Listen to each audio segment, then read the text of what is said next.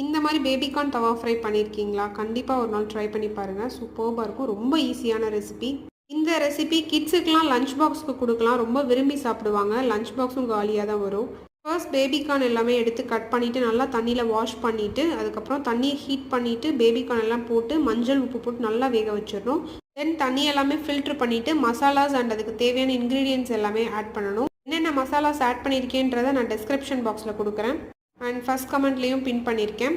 தவாவில் வந்து நல்லா ஆயில் ஊற்றிட்டு நம்ம பேபிகார்ன்லாம் போட்டு அப்பப்போ லைட்டாக பரட்டி விட்டுட்டு எண்ணெய் நல்லா உரியும். அப்பப்போ லைட்டாக மட்டும் ஆயில் 1 ஸ்பூன் ஊற்றி நம்ம வந்து அதை பரட்டி விட்டுட்டே இருந்தால் போதும். கேஸ்டைன் அப்படின்றனால சூடு வேகமாகவே அதில் ஏறும். கலர்லாம் சேஞ்ச் ஆக ஆரம்பிக்கும்.